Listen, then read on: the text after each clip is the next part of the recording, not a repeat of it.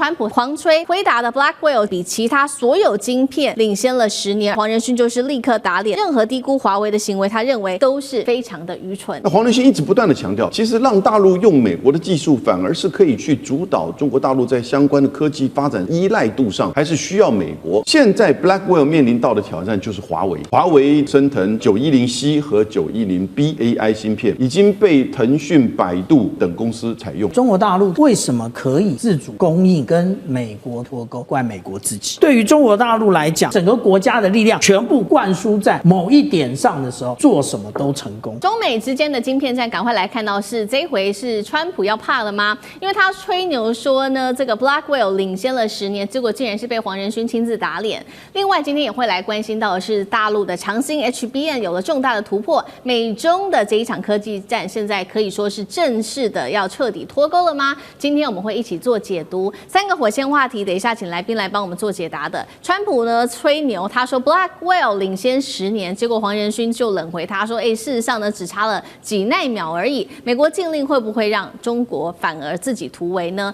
等一下来关心的是长兴的这个新的记忆体的技术哦，现在说良率已经逼近了3星，市占率更高达15%。中国记忆体4强正式诞生，美国还有办法卡脖子吗？最后我们来看到是会不会有了华为撑场 AI， 长兴撑记忆体，中美之间未来会各走各路呢？今天都会一起的来做解读。我们来赶快关心到的是中美的科技战火越烧越旺。这一回呢，川普他在搭这个空军1号的时候，再度的开口，他这样说，狂吹。他说辉达的 Blackwell 晶片卖给别人，这一款晶片比其他所有晶片领先了10年，而且他说不会把这一款晶片卖给中国。另外呢，我们来看到黄仁勋就是立刻打脸了，他说中国晶片只有落后几奈秒的时间，任何低估华为的行为，他认为都是非常的愚蠢的。好，那杨老师怎么看？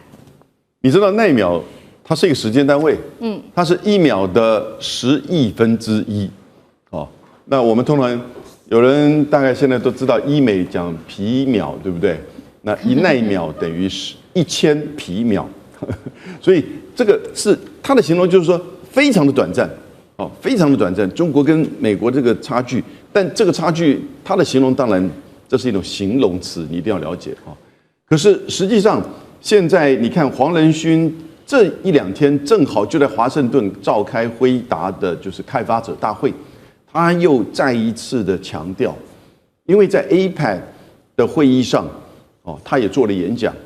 在他演讲之前，川习会举行，可是没有谈到晶片。美国这边是有，就是说，提到大陆这边会解禁一些限制，可是大陆这边也都没有提到任何相关的晶片的问题。那尤其就是辉达的 Blackwell， 而川普也明确的讲，他没有谈到这个东西。可是黄仁勋就不断的说，你要卖给他，因为他现在过去的市占率从95%现在降到几乎是0%，而整个对华的市占率不断的往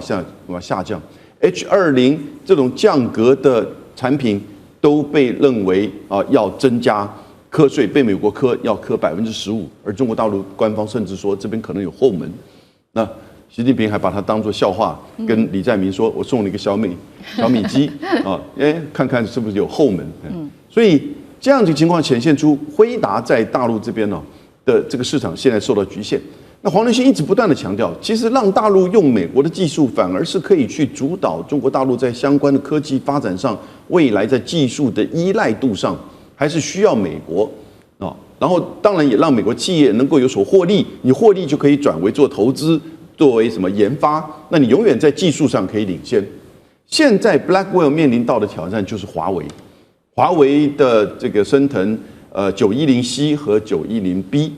它的这个 AI 芯片已经被腾讯、百度和位元组、跳动等公司采用。那现在用于在推理工作，所以这些 AI 的芯片，当然你说跟辉达一定还是有差距，而且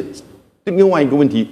技术上有差距，还有呢产能上也有很大的差距。因为中国大陆现在有5000家 AI 的这个公司它所需要的产能其实非常大，那即使是 H20还是受到这个支持，所以现在就是川普政府，我们就看接下来这1、2个礼拜，中美之间大概会签这个贸易协议，会不会谈到晶片的问题？会不会让辉达卖 Blackwell 给中国大陆市场？好，中美之间晶片战的最新进度，我们会持续的做关心。那另外一方面，这个比较有确切的消息是来自于大陆的半导体界有一个核心的技术上面的一个新突破，这是长兴存储了。我们来看到是他最新的宣布，他说呢，之前大家还记得吗？美国掐住大陆的 HBM 嘛，但是长兴存储这一次宣布了它的 HBM3重大突破，而且重点是良率竟然是逼近了三星，那么已经开始向华为等客户送样了。预估呢，2026年就是明年就会开始做全面的量产了。大家把 HBM 视为是 AI 晶片很重要的心脏，能够造出来才代表了一个国家的算力国力。那美国过去用这个来掐住大陆的脖子，结果现在大陆是用技术来做挣脱。刚刚讲了嘛，它不但量产，而且速度更快了，功耗更是一举下降了30%，良率产能也都上升起飞。目前现在做了一个估算，说明年底大概全球市占就可以高达15%，让大陆正式杀进了记忆体4强的行列。那么长兴存储也预计了，明年的第一季就会在上海正式的 IPO， 市值现在预估上看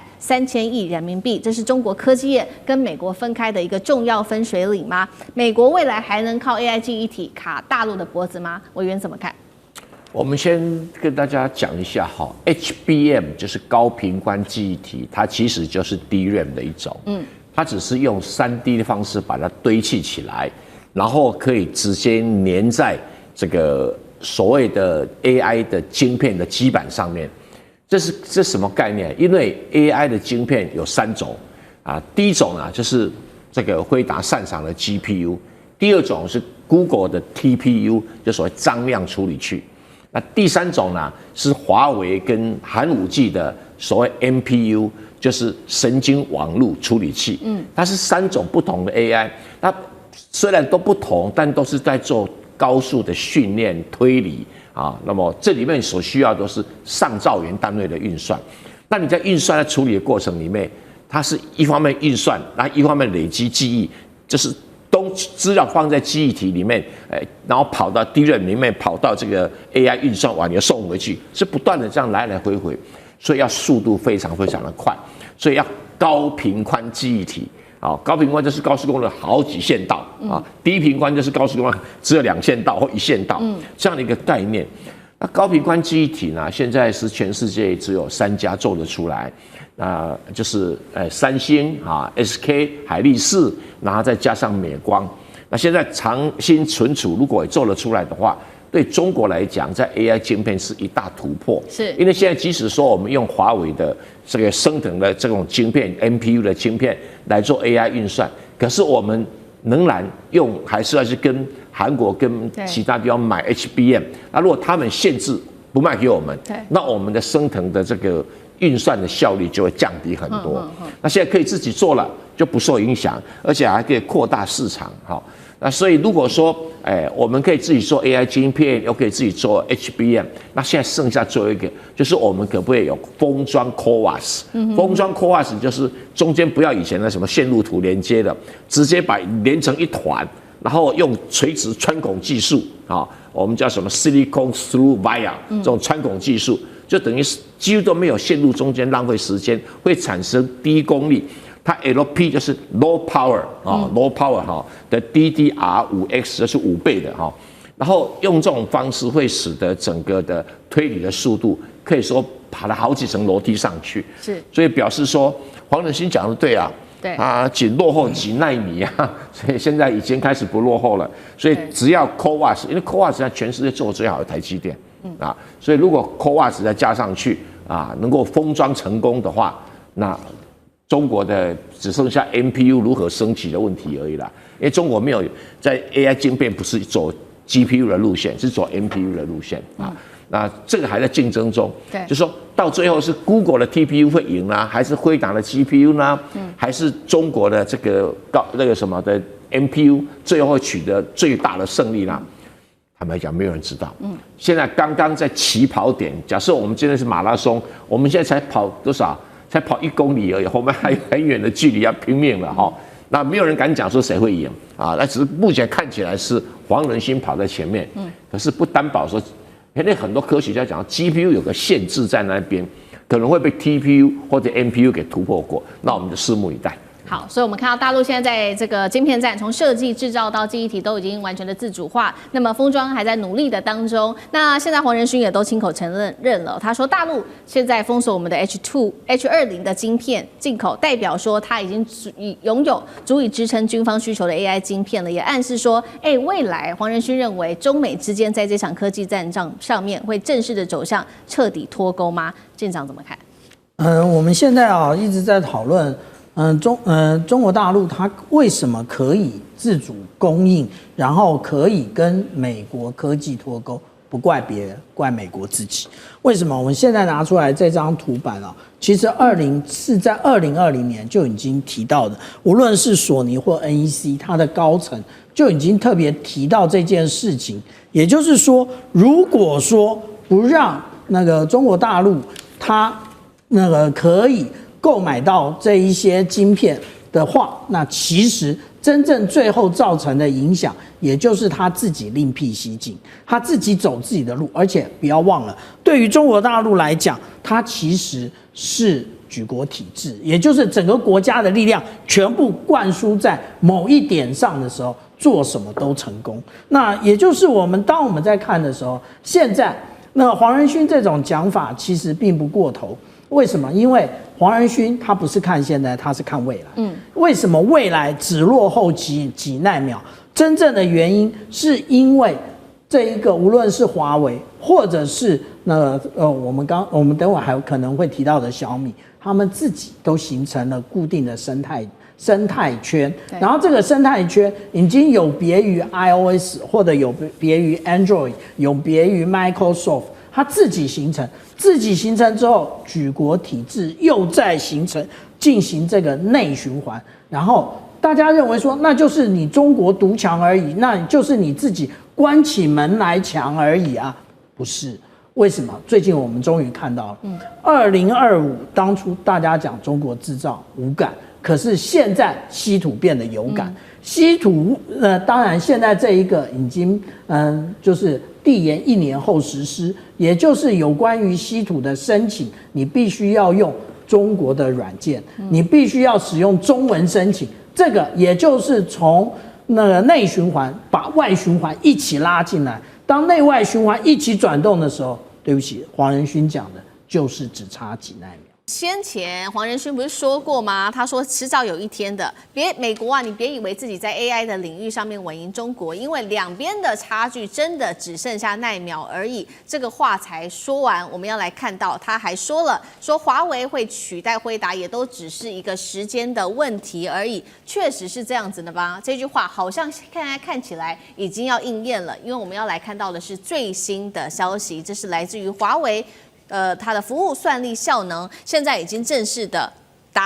突破了，达到辉达 H20 晶片的3倍。尤其大家特别看到的是，华为在云端服务的50毫秒时延之下，实现了单卡每秒生成可以达到2400个 token 的能力。它除了支援自己的大模型之外，现在第三方模型也都可以做支援了，不管是 DeepSeek 或者是 Kimi 等等。我们来看到华为的高层张安平他怎么说？他说现在先进制程已经不是什么5奈米、7奈米都不是重点了，现在客户真正要的是这种优质的运算的一个结果才是重点。尤其今天呢，要来特别关心的关键武器来自于华为的，就是它的超节点了。超节点的话，它就不会只是靠单卡的蛮力，而是靠整个系统战。所以我们要来看到的是说，未来它是把数千张的 GPU 集成一个逻辑单元，用这种高速互联技术来弥补传统伺服器，不管是在宽频的这个不足，或者是高时延上面的一个问题，都可以来做补足了。等于中国终于找到了摆脱美国制程封锁的钥匙了吗？这个时候，大陆的国产晶片就可以彻底翻身吗？靠着这样的技术，上志哥怎么看？哇，华为这次宣布这个 AI 晶片，简单讲就是打团体战。什么意思呢？我们过去在辉达晶片都是它每一个，我们讲 AI 晶片AI 晶片的每一块都非常非常非常强当然它也有自己的，那辉达也有自己本身这些晶片的所谓的这种组装的机构，他们现在初步是卖一张晶片而已，他们也卖一个机台。所以这里头，可是呢，现在辉达的这个晶片的机台合并组装最多可以72块。因为它基本上还是所谓铜线跟铜线的交接，就是晶片跟晶片在机台里头是扣在一起，所以合并的运算每一个机台就是72片。那华为这次什么叫它的超节点？简单讲，就是华为现在所做的 AI 晶片。这里提醒大家一下，我们会听到华为在做麒麟晶片，麒麟是手机的，这种9020，所谓的我们现在讲 AI 晶片、升腾晶片。升腾晶片是什么呢？除了那个核心的晶片之外，它还必须要有 HBM 的高速高频的部分的这种传输，所以它基本上是把这个晶片放在 HBM 上哈，所以这里头才是我们所谓的 GPU 的这个 AI 晶片。好，华为现在的厉害的晶片是它不只是这一片，没有错。单片上它虽然输，可是我们都知道华为过去做传输系统，所以这次所谓的超节点就是华为能够刚刚讲这一整块的 GPU， 它可以不断的组装，现在最基本就可以组装超过1000多片。刚刚讲辉达72片哦，华为现在就可以做到1000多片。然后，而且以现在的理论值本身，华为可以做到100万片连在一起，所以你就可以知道为什么新疆最近在过这些算力中心，那要干嘛？你就可以像你在上海、北京哪里可以放100万片的这个大地方，所以新疆就很合理。所以因此，他做的就是现在推出是升腾的云算力，也就是说，他在这云服务里头就。可能最后就建一个上百万级的晶片，而华为的机柜每单位只有72片。当然，你可以买辉达啦，辉达可以买很多组装在一起。可是差别在哪里？在辉达，它就铜跟铜是个物理性的接触，但不要忘了华为是做传输的，它在每一个晶片之间是用光传输。为什么它可以连到100万片以上，而且眼前就可以做到1000多片，随便就可以组装的机柜？就是它传输晶片当中，它就是所有就光在传输。所以它没有损耗，因为我们刚刚讲辉达的这种晶片当中传输都有所损耗，算力它不可能发挥算力的绝对，所以也就是说辉达现在的升腾晶片没有错，虽然还是比较弱，可是打团体战总算力来说，就可以在某个程度上可以打败至少 H20的这样子的机柜组合，那么提供给刚刚讲，包括他们自己本身的，要知道阿里巴巴或者是 DeepSeek、Kimi 这些都是大数据模型在运算，需要非常大的算力哦。所以这就是说，这个简单讲，就华为其实找出了一条自己的路，他站在他自己所擅长的这种叠加的技术，以及至少在做打团体战当中，可能在美国来讲，很多的企业你用华为的72片组装的机柜已经很 OK 了。可是对于中国来说，它所供应的至少在全算力，因此华为走的商业模式是云算力。所以算力的总和跟辉达可能一块一块很强加起来，而且就华为现在宣布，以他们现有的这个超节点的方式，已经确定可以打败 H20的这个所谓的降阶，原来要卖给中国，但大陆不卖。但我认为现在最大的关键没有错了，除了这种华为自己的努力之外，主要是中国。因为现在所有的手段已经确定，就要让全中国都不要买辉达的晶片了。从先前说它有后门，说先前希望国产自己买，到现在直接用反倾销等同列入黑名单。所以辉达现在中国大陆除了走私之外，不太可能。而且中国大陆竟然下达这样的命令，这些原本要买辉达的这些阿里巴巴等等的阿里云等等的都不买了。所以最终这些市场的力量会回过头来买华为或扶植中国大陆自己的晶片，所以这样子的力量应该是中国国家战略思考最后的决定。好，所以这样看起来辉达是完全的被淘汰在中国市场了吗？那大使又怎么看中国这个华为的超节点的这个技术？当然，这个技术它是一个整体性的技术了。它除了芯片之外，还有它的连接系数，它的传输的技术哈。所以它这个低延时延，然后这个传输中间的这些所谓的这些过去的一些问题，它都迎刃而解。是，所以现在这个 AI 基本上就是从大的算力，然后呢，它的所谓的它的这个应用的场景方面功能性的增强所以是一个系统性的发展。那华为是一个系统的整合者跟一个系统的开发者。那现在事实上的话，美国也在整合。事实上，这个 NVIDIA 它是以芯片为主，可是呢，他在做大算力中心的时候，他现在也在开始在做。那事实上，这个川普前2天还在吹牛，我想大概是这个黄仁勋他们跟他简介，他说哇，这一个运算中心啊，他说比一个城市还大。那到底多大我不晓得。那他的形容是非常可观的。所以事实上，在整个这个 AI 的整个这个发展啊，系统的建构上，可以说中国大陆跟美国是举国之力在这拼得很厉害的。是。那当然就是说这个超节点哈，它基本上它就是一个计算的一个架构。那它是透过高速总线连接多个计算单元，然后呢提升这个算力啊、计算能力和效率。那么适用的场景呢，包括 AI 的模型训练、大数据的处理，然后大型数据中心、企业级数据中心及小型工作站。所以 AI 搞的，现在华为搞的是怎么样？系统的连接。是。那这个部分的话，当然它的所谓的基底还是要靠它的芯片伺服器。那可是问题就是说，你这么多东西连接在一起的话，那你这个连接它中间的时延，就是说时间的延，它可以把这技术都克服。所以现在的 AI 基本上除了晶片以外，还有这整个系统的建构。那把这个大的算力给各种的这种这所谓的这种运算的这种这种训练模型给予它更好的一个发展的环境。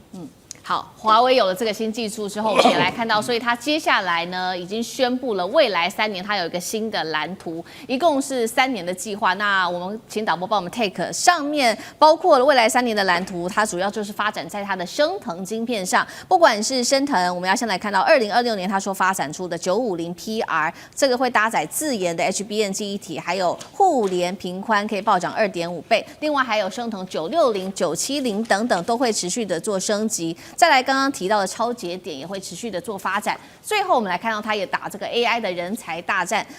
这个是来自于《金融时报》的最新爆料，说华为给他的工程师的薪资比辉达在中国的待遇高出了1倍。所以呢，本来在这个 NVIDIA、AMD 或者是 Intel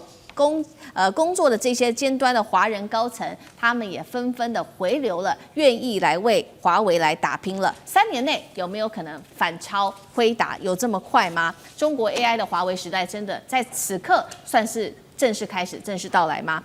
华干哥怎么看？身为 NVIDIA 的负责人黄仁勋不能把事情讲得太明显，但是他很怕是真的。为什么？因为这个工程师私底下就讲，你要问我是多少钱被挖走的，我当然不能告诉你，但是非常具有竞争力。什么意思？1倍而已吗？如果今天是只有1倍而已的话，我觉得很多在美国工作很久的工程师，他不见得那么容易被挖。你知道为什么？他要举家搬回自己的国家啊！老实讲一句，你归于回又不是那么简单。所以黄仁勋他很知道，他不但知道我流失了什么，或者是应该讲美国流失了什么，所以他认为说，现在美洲之间只有奈秒之差很小。华为3年之内弯道超车，我跟你讲，明天一觉醒来，说不定你就在某些领域被他超过了，这都是有可能的。为什么？国家请整个国家之力在支持晶片产业、半导体产业，所以我觉得这件事情，老实讲一句，美国他始终没有去理解到他的问题在哪里。而且刚刚那个谁，上次有讲了，他说，我跟你讲，他说他的 Unified Bus 它连接多达15488片升腾的 AI 晶片，15000多片，那怎么连啊？你是不是要等于一个城市一样？本来就是。那我们有这样子的那个计划跟场域，可以去做这样子的连接。坦白讲一句，没有一个国家是做得到的。你在美国，你要怎么样？要先选址，再设厂，再开始开发。其实这些东西都经过很多很繁琐的行政程序。所以用这1万多片的这个晶片的连接，他说，你看那个华为的那个轮值董事长张平安他就有讲啊，未来不是5奈米或7奈米的问题，是云算力一定是要它的品质、它的优越性，所以最重要的不是几奈米的差距，而是你的云算力是不是真的能够达到客户的要求。很多在这个全球它等于实力直牛耳这些客户，他一定要你的算力是有绝对的保障的。升腾960、970在这2年之内，到2028年之内，一定会持续的改进。所以我觉得华为在这2、3年之内，它很可能会走出自己的一条路出来。而美国可能在这方面必须很认真的跟中国来谈一谈，就是说你是要继续，我现在 H20我都不要了，你现在到底还要限制我什么？对，我以后会有 H20 3倍的算力，所以我觉得像这个产业里面，我觉得很多惊喜啊，比它的国防武器还要令人惊讶。中美之间的科技战，赶快来看到最新消息，这是来自于华为哦。我们要来看到今天的火线话题会来讨论的，就是因为华为这次真的又砸了重金10亿，推出了这个叫天宫计划，并且正式的宣告 AI 代理时代开打了。那 AI 代理跟过去的传统 AI 又有什么不一样的新这个功能，或者是有什么代表性呢？等一下我们会一起来做关心。代表说中国要全面替代美国技术了吗？另外今天也会来关心到的是华为的升腾晶片，现在预估呢会4连发。接下来节目我们会看到4款的晶片哦，包括了这个超节点的算力都能够反压辉达吗？第二个问题，最后我们今天也会来关心这一次，这个同样也是最新的消息，黄仁勋决定了1000亿来砸在 OpenAI 上面，美国 AI 最后能够甩开中国，遥遥领先吗？等一下都会一起的来做关注。赶快来看到华为的最新动态，是在他们在全联接大会2025上面，他们宣布了 Harmony OS 5终端设备已经突破了1700万台，也就是在此刻，华为决定要推出它的天宫计划了。这一回投资金额是人民币10亿元，推动鸿蒙生态会从过去我们看到传统的 AI 走向 AI 代理。刚刚讲了嘛 ，AI 代理有什么样的特色？它可以自主的理解、规划，甚至执行任务、学习、调整，不会只是单纯的回应指令而已了。这个计划跟传统的 AI 有什么不一样？功能升级跟背后的战略，上志哥怎么看？首先，我们听到很多，不管是不是华为啦，包括整个美国硅谷的、矽谷的所谓的最新科技的时候，其实我从资本圈的专业角度，首先都会看它的资本有没有钱，市场怎么样，然后经营团队有没有人才来评估。但是让这些年不只看这些哦，现在要看的部分是第一的，它的供应链。这个技术在整个供应链里头站在哪里，有没有优势？其次，最核心的或最终极的，就看有没有生态圈。像我们提到华为现在做它的整个天宫，要做华为自己本身的所谓 AI agent 生态圈，我想这很重要哈。我们过去讲鸿蒙系统，它简单来讲就是鸿蒙的生态圈，而且是 AI 的生态圈。过去听说鸿蒙生态圈是 APP 的生态圈，现在为什么叫 AI 生态圈？我想这里头首先大家 AI agent 可能不熟悉，我简单讲 AI agent 从2个角度，第一个从 user 的角度，使用者，像我现在已经没有在用 AI 的 APP 了，我现在就在专挑 AI agent 的 APP，因为我要做的任务东西，比如帮我找文章、收集资料、帮我画图，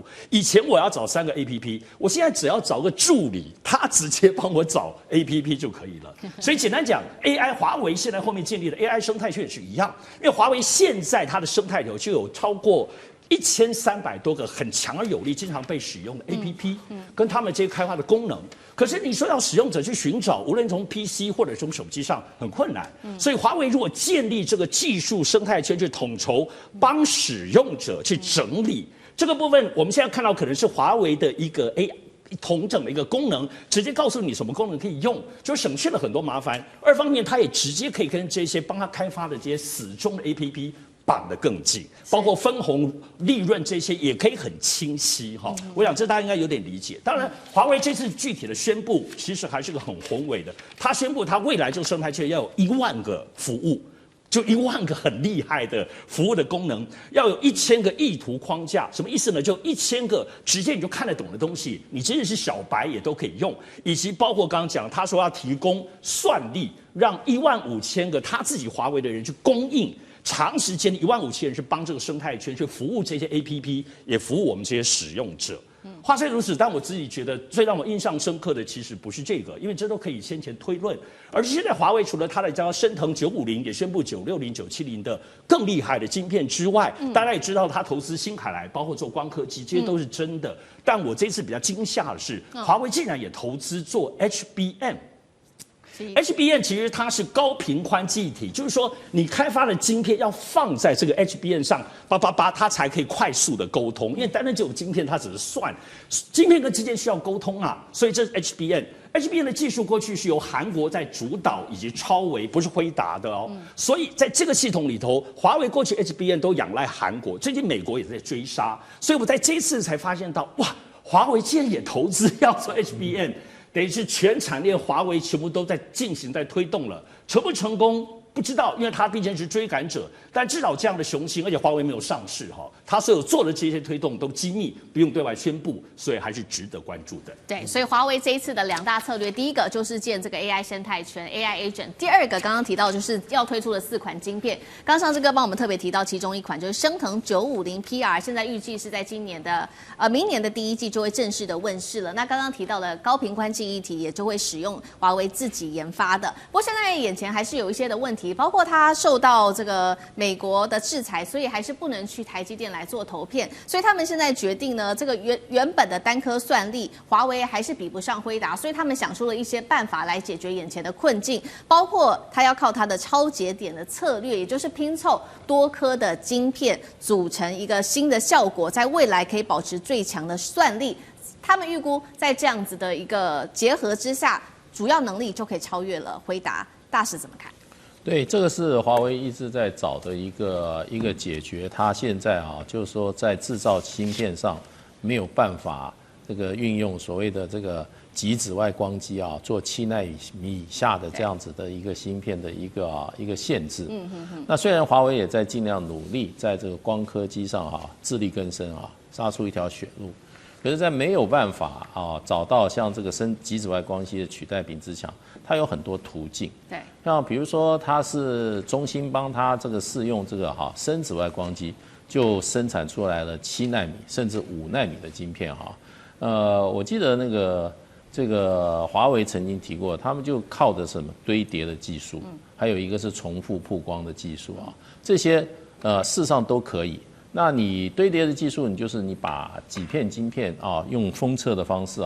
你不必一片晶片，而是几片晶片加在一起，把它的能效提升嘛。那除了这些所谓超节点的突破以外其实华为在 AI 的这个整个的这个跟美国的它的竞争对手在竞争的时候，它除了用硬体上面来硬碰硬之外，比如说那个超节点就是硬体的硬碰硬嘛。是，我晶片是。因为照所谓的我们这个天宫系统事实上它有3个大的部分，一个就是算力的这个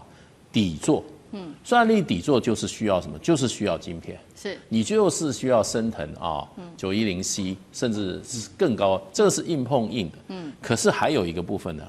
所谓的天宫系统它要靠什么？模型平台，你要有算力底座，然后模型平台，比如模型平台，比如 DeepSeek 就是一个模型平台。那最近华为又推出一个新的，所谓就是说晶片跟这个什么也就是说逻辑晶片跟储存晶片之间的一个管理的一个系统，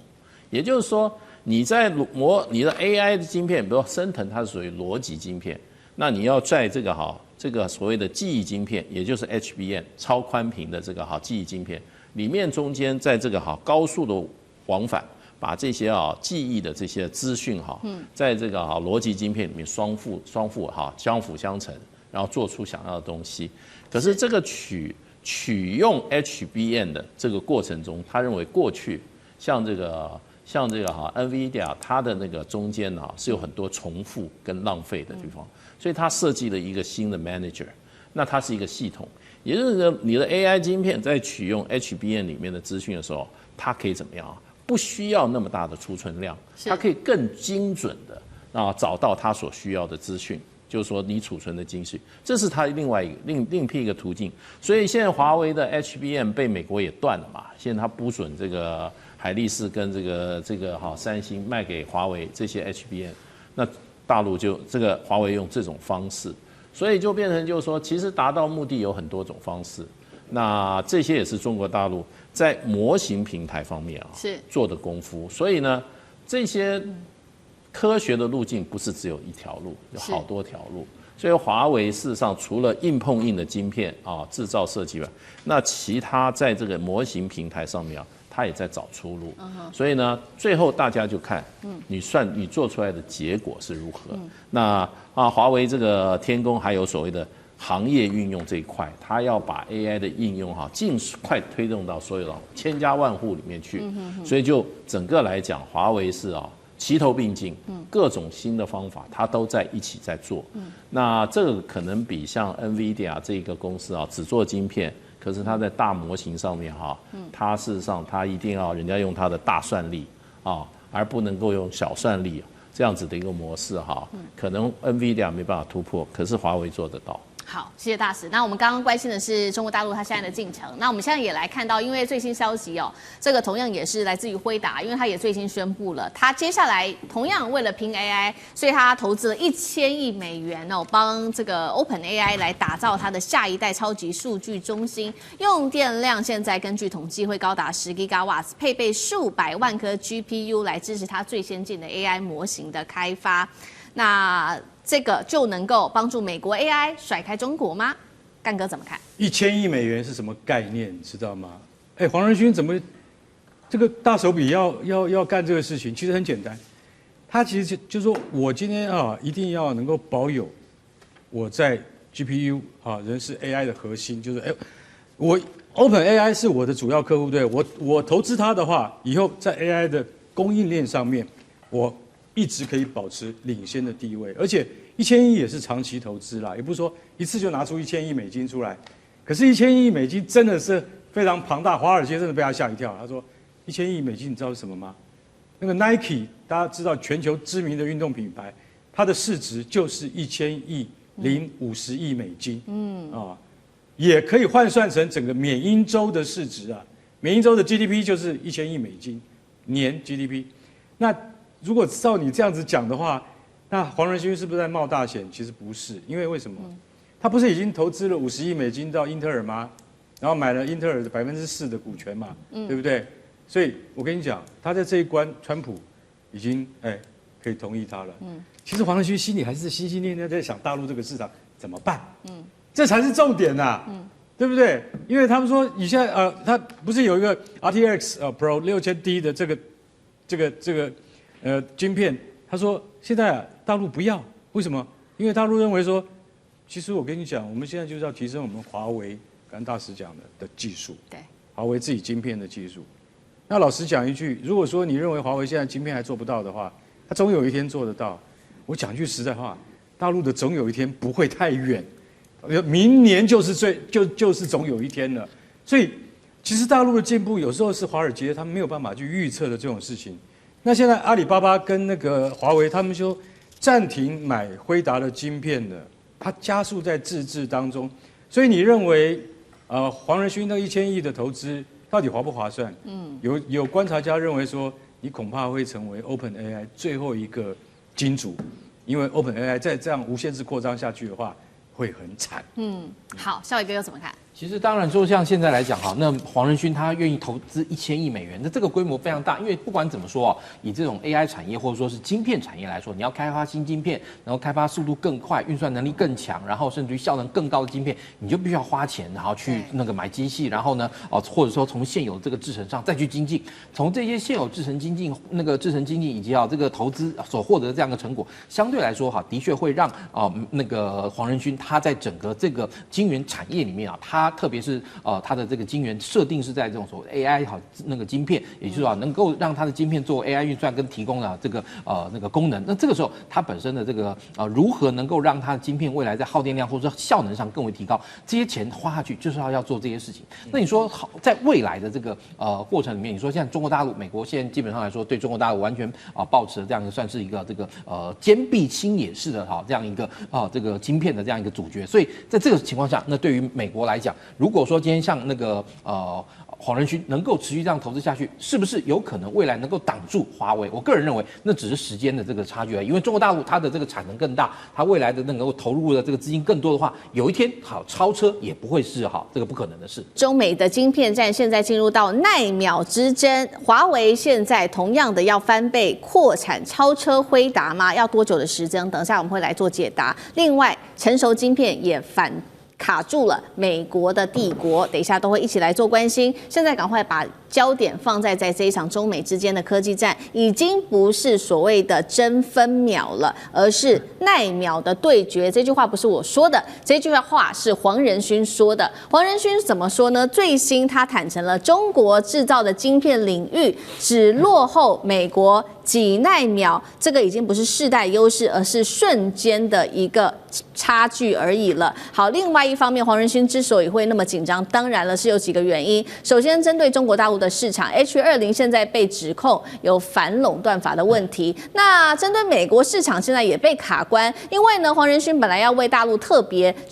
制打造的这个 AI 晶片，现在是说能否通过美国的审查，也是一个巨大的问题。所以现在黄仁勋真的很头痛了。另一方面，他在看到的就是华为不断的在做超车的计划，尤其是要扩产它的 AI 晶片。我们赶快来看到它的具体的计划。明年910C 的升腾晶片的产量会提高到60万颗，大约是今年的2倍的量。同样的，升腾产线的这些裸晶的产量也会提升至160万颗，这个是60万，这是160万颗。再接下来，他也特别发布了未来3年的重点蓝图。他说要透过包括了蛮力扩张、大规模的串联跟科技政策来支持自己的策略。他目标很快的3年之后，2028年，他认为自己就可以超越辉达了。真的可能做到吗？那华为这一波扩张，对于中国大陆的 AI 晶片是不是重要的一个翻盘的第一步？委员怎么看？对，我想当中国大陆这个北京政府宣告说准备要封杀 H20的时候，其实某种程度就传递了一个讯息嘛，就是中国大陆对于 AI 晶片，他们已经有他们自己的管道了。那么现在显然看起来不是他们可以在国际社会上买到，而是他们已经有自行生产的能力了。所以他们对于 H20其实就摆出了一副不屑一顾的这个态势甚至要进行反垄断调查。那么从这一点可以看得出来，当然就是代表华为在这些年来，在这个晶片的研发跟生产上已经有了很大的进展了。我们现在看到的华为的计划，我们现在一直在讲升腾910C，升腾910C是2025年，就今年第1季华为就已经公布出来的升腾910C的发展。但事实上，华为从2025年到2028年，它有一系列的新的晶片出来了。到2026年，就是明年的1月，很快了，明年的第1季，它有一个叫做升腾950PR又超越了升腾910C。然后到了明年的年底，就明年的第4季，它有升腾950DT，它又再往上升级。然后到27年的第4季度的时候，它到了升腾960。到了2028年第4季度，它到了升腾970了。这是现在华为在推动的整个发展的这个 roadmap， 就整个发展的路径图。那当然，华为除了在这个发展 AI 晶片的方面不断的在进行迭代更新突破之外，其实还有一个很重要的地方是大家可能没有注意到，华为现在也在很积极的打造 AI 晶片的这个